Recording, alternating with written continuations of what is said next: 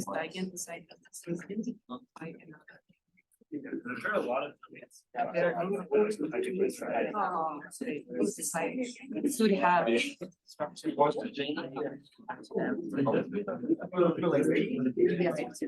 expensive and it's not optimized at all for failure. So you have to review different places and study results like so you I guess we'll get started. So I met Andrey, I think 6 or 7 years ago. Both of our advisors had these big cancer center grants, like big institute grants.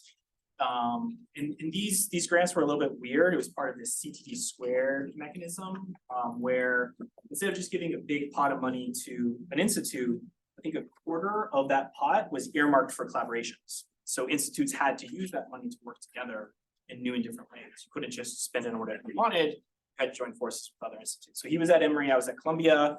And in addition to that, like a quarter of the pot sort of having to be for things like collaborations, another thing that was weird is we had this yearly meeting where PIs and the senior trainees would come talks. And the thing that was weird was the PIs only got 5 minutes. You know, these like big name Nobel Prize winners who just got 5 minutes to present. And it was trainees like senior postdocs and grad students who actually would give half-hour talks, which is a great opportunity, but it's also terrifying, you know, if you're in that position. So when I was tapped to represent Columbia and give a talk and then start being involved in collaborations, I didn't want to do it, like not at all. My postdoc work was hard enough as it was. I didn't need the pressure and the extra work of having to join forces with another institute, which was doing different stuff. So I didn't want to do it, but you know, my advisor made me. And to my surprise, I found actually a lot of help and community with like my struggles, you know. To give you an example, I was at Columbia's Medical Center and I was one of the only bioinformaticians who had formal training in chemistry. And so I was involved in a lot of the drug stuff because of my chemistry background. There was no other chemists, so I couldn't get any help on chemistry stuff where it pertained to bioinformatics. But through CTD squared, I met Paul Clemens and Andrey, who both have their formal undergraduate training in chemistry as well. And so I think through essentially, I didn't want to leave the nest. I just wanted to like stay in my hole and get my project out. But my advisor kicked me out of the nest and I was expecting to fall, but I found like a network of people who were able to help me in ways I wasn't able to be helped. I think we can be very narrowly minded for our thesis projects and our postdoctoral projects. So basically the moral of the story basically is when your advisor kicks you out of the nest, you know, have an open mind. Sometimes you can actually find a lot more help than you expect, you know, where the work actually gets easier, you know, because you have a team. So anyway, so basically put yourself out there. I know it's tough, but it's important and it can be really important for your professional future. So fast forward today, you know, I think Emory is making a lot of big moves in the area of precision medicine, and Andrey is kind of in the center of a lot of the bioinformatics efforts, the bioinformatics side of that. So I'm looking forward to hearing some details. Sounds like there's some new stuff I haven't heard before for what's kind of going on there. I'm excited to see your talk, and please join me in welcoming Andrey Ivanov.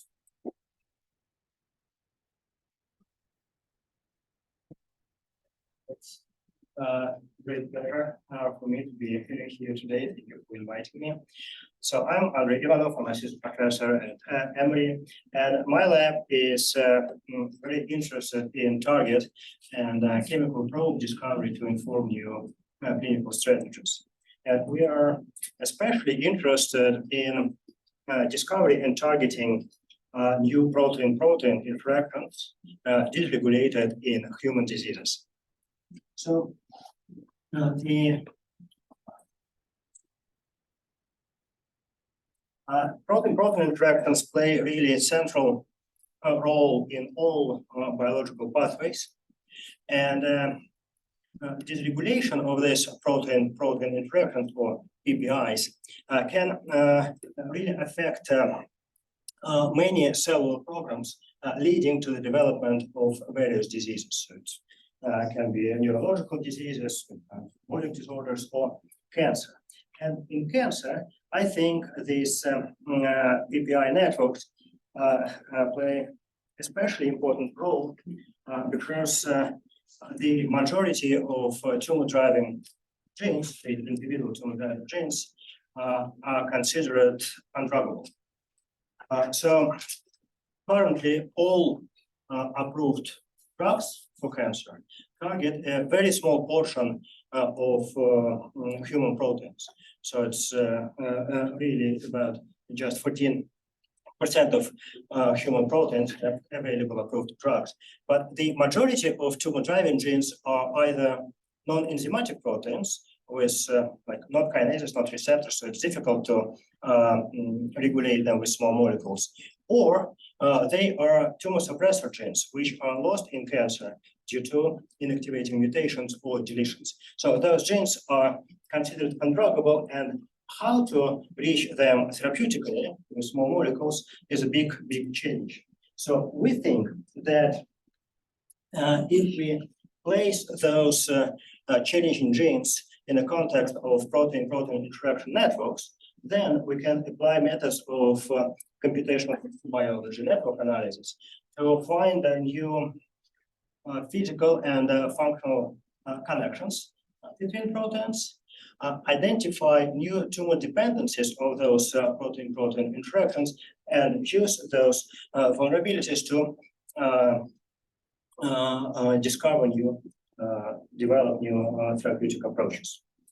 And with this goal, some time ago, as part of TT² network, as Eugene mentioned, we started to develop a high-throughput screening platform to systematically discover protein-protein interactions between cancer-associated proteins. So what we did, we analyzed the cancer genomics data, clinical data, and identify the frequently altered genes, identify known tumor driver genes, both oncogenes and tumor suppressors, and also genes known to play important roles in oncogenic pathways, even if they are not altered. And we put those genes in expression vectors that we can use to transfect cancer cells, express our proteins there, and if they interact, we can use, for example, in this case, time-resolved fluorescence energy transfer assay, TRFET, to measure the signal. When the protein close to each other, we can measure the FRET signal and detect the interaction. And we did it we started with subset of, I believe, 83 or so lung cancer associated proteins, and did the orthogonal screen. So each one against each one with all controls. So basically this was quite an interesting project, very interesting data. We tested each pair. So usually high throughput screening is just, you have one sample, you measure it once, so it allow you to screen many samples. So here we screen each protein-protein pair in triplicate, and so we have those as fused proteins. So if you know, so we can attach different tag to proteins. So here we use VST tag and Venus tag proteins. So you can attach GST to protein A or protein B. So and that gives you two combinations. So basically we screened it in both directions. That gave us 6 data points for one pair, and plus 12 data points for corresponding negative controls. So for each PPI in this screen, we had 18 data points that allow us to do quite robust, good statistical analysis, which is important because through this analysis, we were able to identify really high confidence protein-protein interactions that we validated in multiple other tests. So this is very good set of data. And what this heat map showed, that we discovered many of those interactions for different classes of proteins. So we have membrane protein, kinases, adapter proteins, transcription factors. So this was very informative, and after all prioritization, we identify about 400 high confidence protein-protein interactions for lung cancer. And what we did with this, we built a network of those interactions. And you see, we have different tumor suppressor genes, but also we have many tumor driver genes. So the oncogenes, those proteins highlighted in red here, already have some available drugs. And basically, if we connect those known target genes with available drugs, we can find now new connectivity between drug compound, its target, and new connection with, in this case, tumor suppressor gene, which is kind of lost in cancer patients. So, by the way, we share all this data through Emory OncoPy portal, so it's all available, so you can explore all that, and we expect to have major update on this portal soon. But one use of this approach is basically find new dependencies on tumor suppressor genes on this newly connected oncogene. So let me explain this. So imagine you have the oncogene in normal cells that can promote cell growth. And in normal cells, not cancer cells, you also have a tumor suppressor, which naturally inhibit the activity of this oncogene. And in this case, this inhibitor of oncogene can be not very active. Cells will not rely, will not be sensitive to this inhibitor because the oncogene is already suppressed by the tumor suppressor. But then in cancer, we don't have the tumor suppressor and oncogene activity goes up. And now we can predict that this small molecule will be more potent because cells will rely on this upregulated oncogene without tumor suppressor. And we can use this approach to really find this type of new dependencies and find patients with lost tumor suppressor that can benefit from available drug. And one example that I want to share with you is one quite famous tumor suppressor gene in lung cancer is STK11, also known as LKB1. And through this screen, we found that it can directly bind, interact with CDK4. And CDK4 is equally famous tumor driver gene, oncogene that controls cell cycle. And also it has multiple approved drugs. So first we validated that the interaction is real. So you have you see different experiments. So this is affinity pull down data that show that GST tagged STK11 can interact with CDK4. This is protein fragment complementation assay, luminescence-based approach. And also we detected that interaction at endogenous level in lung cancer cells. So the interaction is real. And then through the analysis of cell line sensitivity data here, so this is EC data, we confirmed that cells with lost STK11 are more sensitive to available CDK4 inhibitors. So that's data from databases, and this diagram here show that mutations of STK11 are mostly mutually exclusive with amplification of CDK4, which support the functional connectivity between those genes. So this gives us a model that there is a functional connectivity between cell cycle and energy stress, and we can regulate it with available CDK4 inhibitors. And indeed, we found that first of all, if we have if we remove STK11 from cells, we can decrease the activity of CDK4. So as measured here with decreased phosphorylation of RB. Then if we overexpress STK11, the sensitivity of cells to CDK4 inhibitors will also go down. So cells will be less sensitive. Right? That kind of fits our prediction. If you have tumor suppressor, the sensitivity to inhibitor will be lower. But if we remove STK11 from the cells, you can see this shift. So this palbociclib become more potent for cells without STK11. So basically, this data suggests that really patients with lost STK11, the lung cancer patient, can benefit from available approved drugs, inhibitors of CDK4. And based on this data, we start clinical trials at Emory using this CDK4 inhibitors for STK11 negative patients. So this is one example how we can use this systems approach to find some new, really practically meaningful dependencies. But this example tell us that okay, so STK11 is lost, so we can find new dependencies for lost tumor suppressors.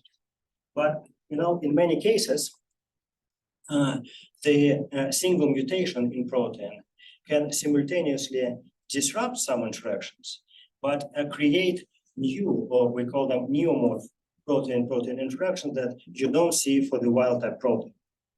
And those new mutant-induced PPIs can also rewire the signaling pathways and provide new targets for therapeutic discovery, because we don't have those PPI naturally in normal people, only in healthy people, not only in cancer people. So with the same idea, we started another screen. Now we develop another approach to monitor the protein-protein interactions which are induced or inhibited by a specific single mutation. And this screen actually was even more fancy than previous one. So we published this one in Cell. In previous screen, we just use triplicates. This screen was done so this screen was done in quadruplicate and in dose-dependent manner. So now we have actual binding curves for each protein-protein interaction. So we compare it directly. So it's the whole algorithm was developed to analyze that type of data, because we're comparing the wild-type protein interaction against the corresponding negative controls in dose-dependent way, then mutant protein-protein interaction against the different corresponding controls. And on top of that, we directly comparing the wild-type versus mutant to decide whether or not this is mutation-induced or mutation-inhibited interaction. So we have more than 2 million data points from this screen. And what we discovered is very exciting, very interesting. First of all, so you can imagine the protein, right? So you know what it is. You can imagine just one residue, and one single residue in the protein can be mutated. Now it's different residue. And this just one single mutation, like for example here for BRAF can induce really more than 100 new protein-protein interactions that you can see for the wild type. So that can be due to the conformational changes of protein, can be the cellular localization of protein, many factors, but the result is that now it interacts with many different binding partners which don't interact with wild type. And also we found that different mutations in the same protein can create different sets of protein-protein interactions.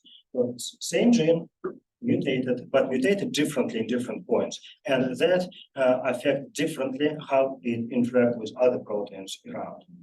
This is really exciting, fascinating, but the challenge now is that we discovered so many, and other people also now doing this.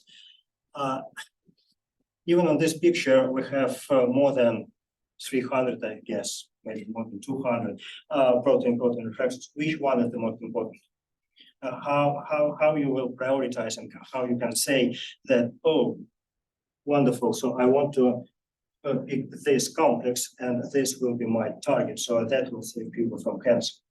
This is a big change, so it's not feasible to test all those PPIs experimentally.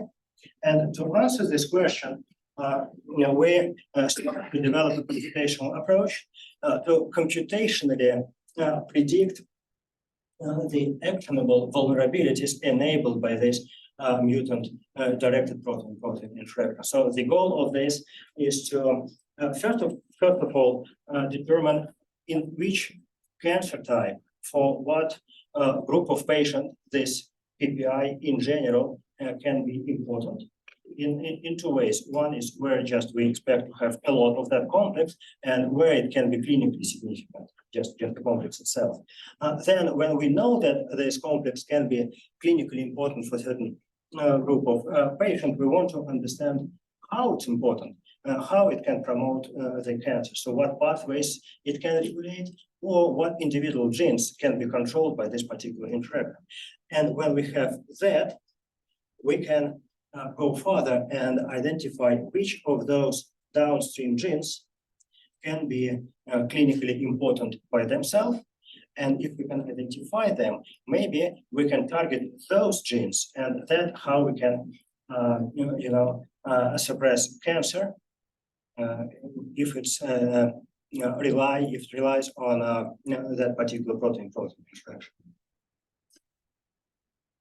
So, and you understand that I'm talking today about cancer, but exactly same approaches, same methods can be applied to any disease. So because as I started with the PPIs are important for any disorder, so we can do it for in other conditions. So we started to develop this pattern on Jupyter notebook, so it's called it in Python. And as example, I will use the BRAF V600E mutation. So for this particular mutation, we found really many, more than 100 of new PPIs. And this famous oncogenic mutation is more frequent in thyroid, skin, and colon cancers. So we focused our analysis on those. And first, we calculated, so we developed the algorithm to estimate the level of protein-protein interactions for each of those in cancer patients. So the challenge here is that you may know the mRNA expression from patients. You can do proteomics and have the level of individual proteins from cells or patients that's available. But currently we cannot measure the concentration of complex of protein interactions. It's super complicated. So kinetics, dynamics, many things. We don't have it. So we can predict it. This is our results. So on y-axis we have patient samples for different cancer types, and here we have the neo-PPIs, so those binding partners, and the colors means either red, where we have a lot of predicted complex, and blue when it's down regulated. So you see it really different across different patients, different cancer type. We also can add different demographic data to prioritize the subsets.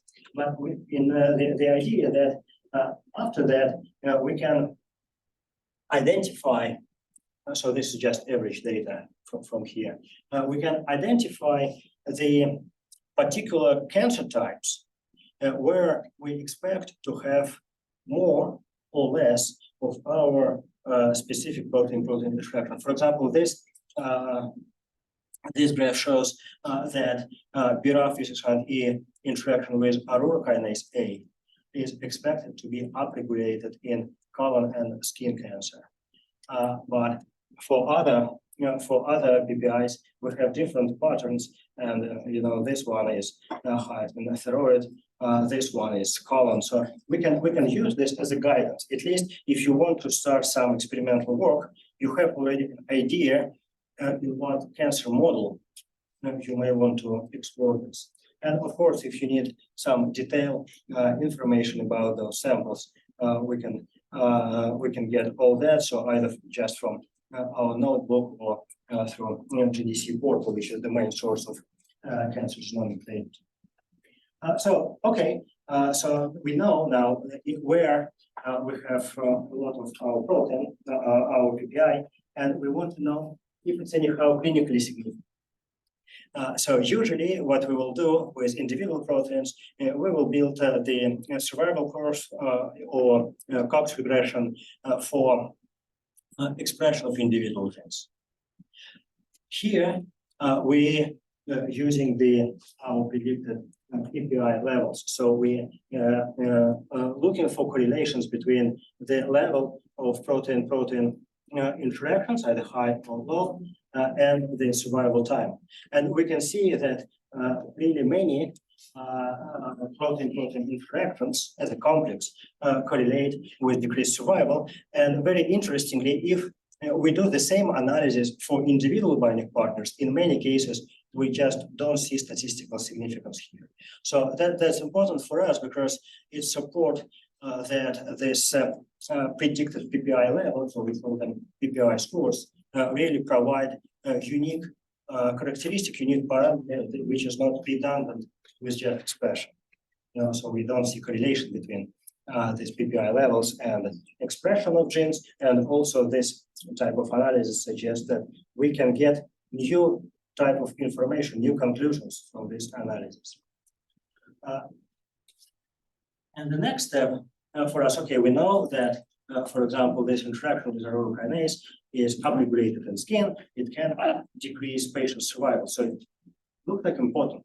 And we want to know how it's important. What does it do there? And to answer this question, we trying to predict the downregulated genes, the genes that can be controlled specifically through this protein-protein interaction. We're looking for genes whose expression, first of all, correlate with our PPI levels in mutated samples. So we have skin melanoma patients. Some of them have BRAF V600E mutation, others have BRAF wild type. So we want to see the correlation between gene expression and our PPI levels obtained from V600E mutated patients. And then we want to make sure that this correlation is stronger than the PPI scores obtained for the wild type patients. There's many mechanisms how genes can be regulated. To add some more confidence in our analysis, we want to make sure that this is really upregulated due to these mutated PPIs. And through this analysis, we identify multiple genes, so those prioritized through with different statistical thresholds, and also very different number, very different sets of genes we obtained for different PPIs. Again, not redundant, and we can use those genes to calculate the enrichment analysis and see what pathways can be regulated through these genes, which are in turn regulated by this PPI. And this, for example, in this case, we can link this BRAF V600E neo-PPI with aurora kinase with cell cycle and MYC activation. Okay, so if we analyze the significance of those genes for patient survival, we can further identify downstream genes which contribute to decreased patient survival, which can promote cancer, make it more aggressive. And one of those genes, as shown here, is PLK1. So we can put it here, and now we have a very good model because PLK1 is a known activator of MYC. So this analysis already provides us a very clear, testable model that BRAF V600E interaction with aurora can upregulate PLK1 which can lead to the activation of transcription factor MYC, which is, by the way, the major oncogene, which in turn is the master regulator of cell growth. And this potentially how this PPI can promote skin cancer. And also we found that for many of those genes, compounds, approved drugs already available. So we can add the compound to this model and predict that if we suppress PLK1 with available inhibitors, that can be beneficial for patients with upregulated PPI. And now if we expand this analysis to all our BRAF neo-PPI, we can build a large network like this, where we have BRAF in the middle connected to its binding partners, and also we have for many of these compound genes we have available drugs. So this is large network that really allow us to find new dependencies between activities between new PPIs, down-regulated genes, particular pathways, and available compounds that we can use today because they are already approved for today's patients. So that's what we're trying to build. Of course, we can expand it beyond this 100E. Hopefully can be very informative and helpful. So we currently the manuscript under review. We hope to publish it soon. And so we have 15 minutes. For the talk, we have like 15 minutes. Right. So, and the last part, I want to mention how we using our PPI screening approach also to discover new targets to inform more. So basically, in this case, to address racial disparities in cancer. So this is a big issue. So especially in triple negative breast cancer, as shown here, triple negative breast cancer is the most aggressive in African American patients, and African American patients really the mortality rate is at least 2 times higher than for people women of other races. So it's a big challenge. And the previous studies were focused on comparison of genomic background of African American and white patients. And what was found that several genes have mutations. Like African American have mutations, or white people have mutations. This is good, but again, it's not very druggable. It's difficult to target those mutated genes, especially in tumor suppressors. So one approach is actually will show this PPIs, but not very direct and need time to develop. What we tried to do, we tried to identify genes which not mutated but significantly overexpressed or amplified in African American patients. Because if it's just wild type protein, but if you have a lot of it, it's easier to find a small molecule to suppress its activity. And to do this, we started with TCGA data and did differential gene expression analysis. Differential gene expression analysis, and found really many genes which are significantly overexpressed in African American patients in triple negative breast cancer comparing to white people. And so again, through pathway analysis, we can link those genes with multiple very well-known oncogenic pathways. So it makes sense that genes are upregulated and drive oncogenic pathway like cell cycle. For example. From there, we further prioritized genes like 147 here, which are strongly contribute to poor clinical outcome in African American people, but not white. So those are kind of potential biomarkers, but this is so this you see the difference, right? So here there's no effect on survival times for white patients, and huge difference for African American patients with normal expression and overexpression genes. And from there, we found that for some reason, the most significant gene that really upregulated in African Americans and contribute the most to decreased patient survival is this gene known as MPK3, which is mitogen activated protein kinase 3.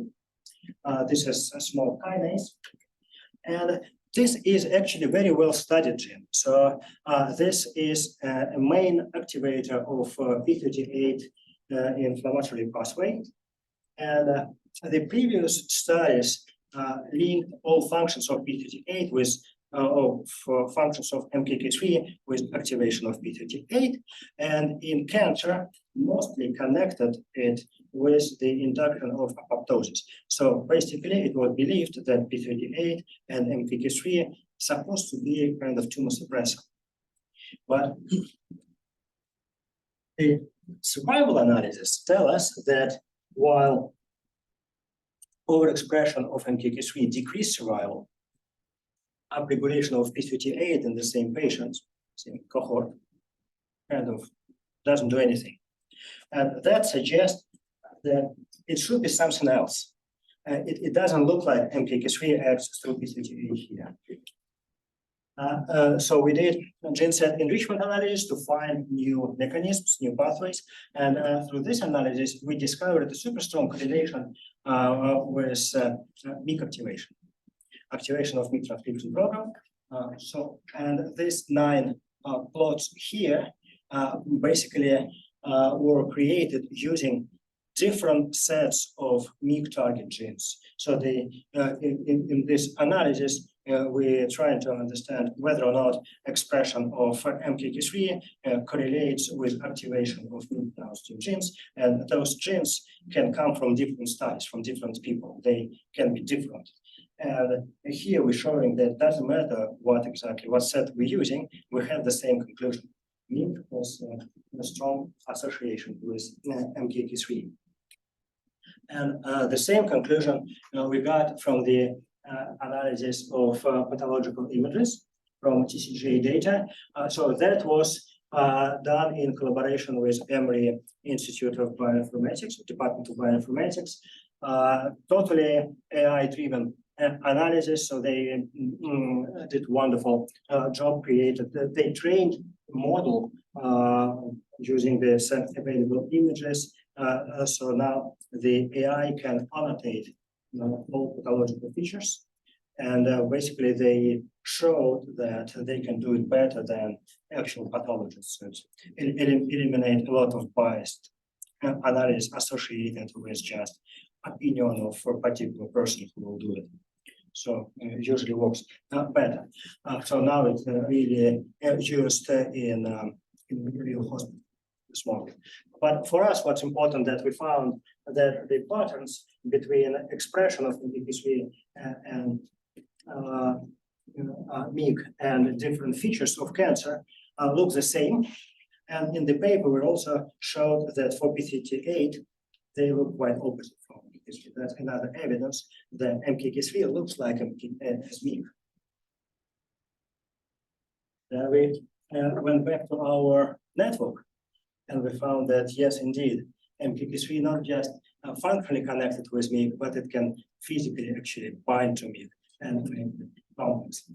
So we demonstrated here that we can monitor this interaction between MYC and MPK3 in multiple assays. So this is TFRET assay, affinity pull down.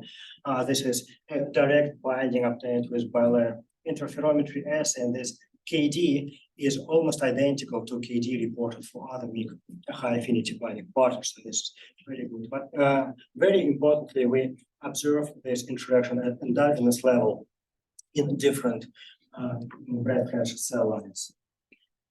We also, so I'm getting out of time, so we'll move faster. We also found that MKK3 binds and activates MYC. This is very important because MYC is a very well-known target in cancer. It's major oncogene, but it's very, very difficult to target MYC. We don't have any approved drug, so any new mechanism by which MYC can be activated is super important because that provides an opportunity to target that mechanism to find inhibitors to suppress MYC. We showing here that MKK3 activates MYC, but surprisingly for kinase, it doesn't phosphorylate MYC. So this black line here shows that MKK3 activates its known substrate P38, and you see nothing for MYC, meaning that MKK3 doesn't phosphorylate, so it just acts as an adaptive protein, just bind to MYC. And the next step for us was to identify small molecules. So we used computational approaches. So we did the modeling of MKK3 MYC complex to understand how they can bind. So this protein is not crystallized except this fragment of MYC, which we found really essential for this binding. So this is our model. We identify the interface, how MKK3 and MYC binds. And then we found that if we disrupt this interaction with short peptides, we can suppress the viability of breast cancer cells. This is another essential point. It demonstrates that this is a putative target. So if you can disrupt interaction and see the cancer cell dying, this is very promising. And based on that data, we ran the high-throughput screening to identify small molecule compounds. So we found many hits and demonstrated that indeed these molecules can disrupt this interaction in different assays. So that provide us a new starting point to design new compounds. We demonstrated indeed that these compounds bind to MKK3 as expected, not to MYC, because MYC doesn't have a binding pocket.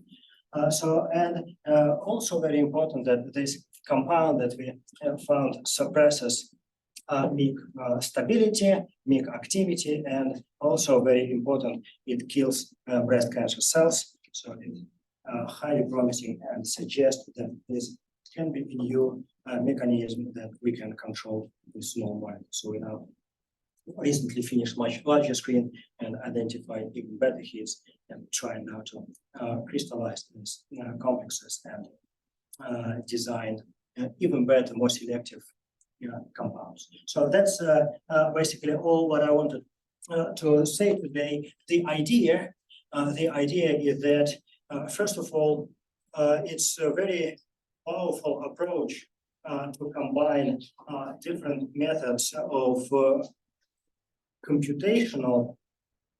different computational methods. So you saw we're doing some computational systems biology, bioinformatics. I didn't describe well, but you saw my models, structural modeling. So those all are computational components, but we integrate them very well with experiments. And when you have both parts, I believe you will be the most powerful. So I showed you some examples of how practically it can be. So we position ourselves at the level of chemical biology, meaning that we're basic science. We're trying to inform clinical trials. We're not saying that we're discovering drugs, because that's mostly for industry. But at the same time, many of our targets or compounds really were advanced to clinical trials and demonstrating the significance and power of this approach. And I want to thank all people who were involved. So this is my lab. I have 6 people, 5 of which are undergrad students. And they're doing amazing, really amazing, outstanding job at the level of good graduate students or even some postdocs. And of course, I want to thank Dr. Haiyan Fu and Yehong Du. Dr. Fu is our chair of the department, and Yehong, she, together with me and Haiyan, lead the Emory Chemical Biology Discovery Center, where we do all this screening. Well, thank you.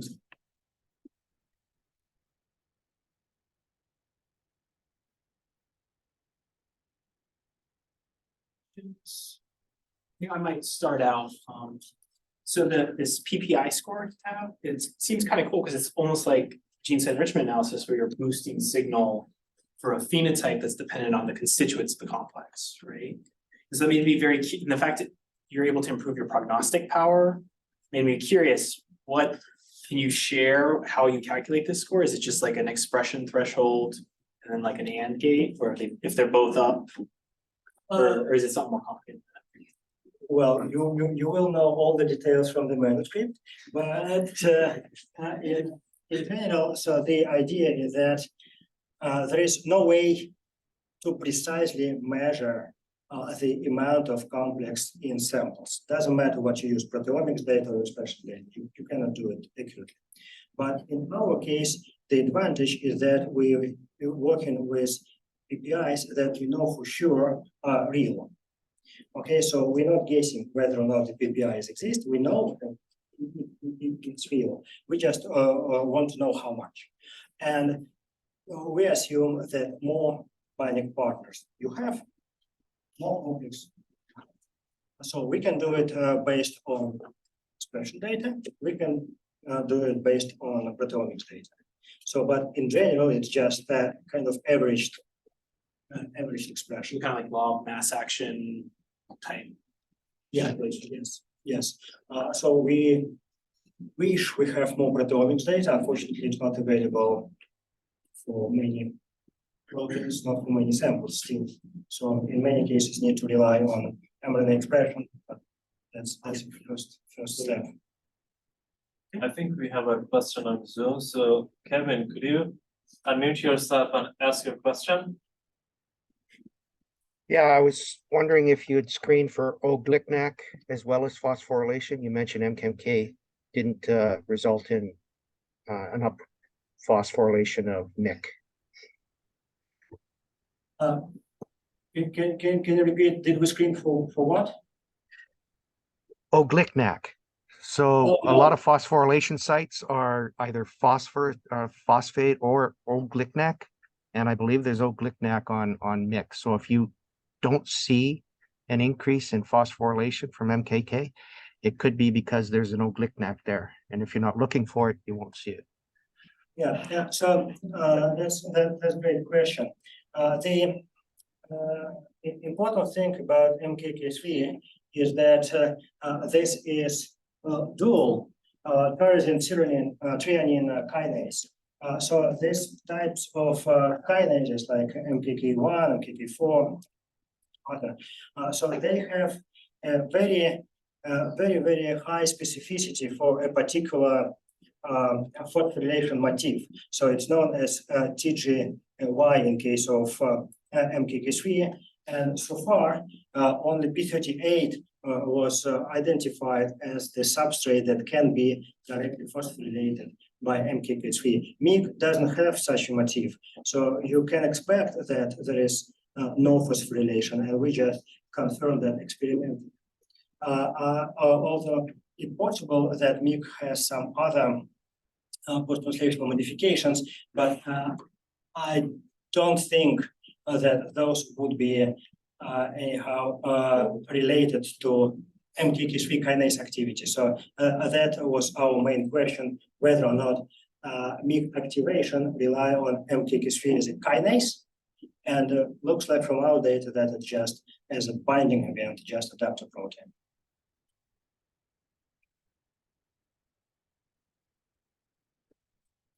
For the mass throughput screening for the PPIs, are you able to determine like different differentiation between the different interactions? Like, got a lot of kinases up there. Are you able to differentiate like that's a phosphorylation event rather than like a complex forming event, or vice versa? So the good question. The screening itself measure just the binding event. Okay. And the binding event is the first event before phosphorylation or anything else, right? Potentially, you can design this screening in a way that you will incorporate phosphor antibodies that will recognize the phosphorylated proteins. But in this case, we didn't do that.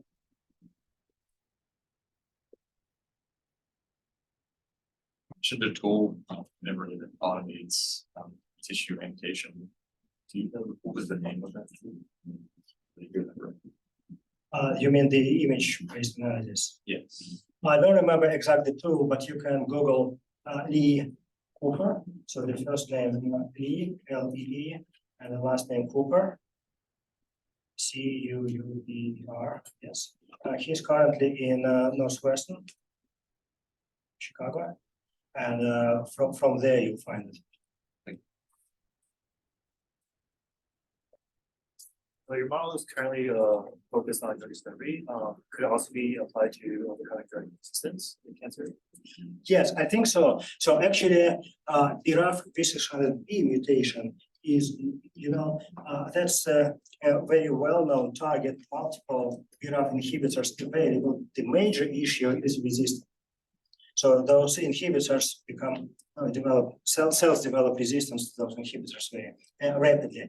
And one application of this approach, so when we're looking for mutation-induced PPIs, is to identify those mechanisms for resistance. So you can imagine you can, with compound, somehow can dysregulate some set of PPIs, but other can be upregulated. So that's one approach to find those mechanisms and overcome. And also there's new drugs that we predict, they can be used in combination with available inhibitors also to overcome drug resistance. Good question. So that BLI assay that you used, or the interferometry assay, that was used to determine the nature of the interaction between MKK3 and MYC. That biophysical method, which directly measure the binding event and the kinetics of interaction. So it gives you basically the affinity of interaction. It's similar to SPR, just different approach. So you can basically say from that there's a direct interaction. Yes, exactly. That's the goal, yes. So for that experiment, we use purified proteins just to confirm that this is direct binding and nothing else is involved. So it can be other proteins, can be direct, and also to get the KD to see the affinity.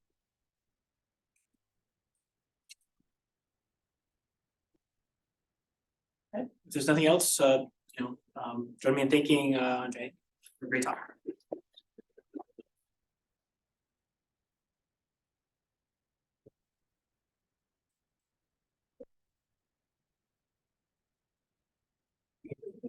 I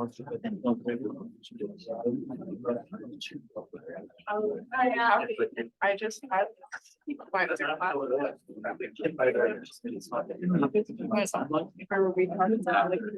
down. If I know, pretty fast. I was like, wow, I've never been so much.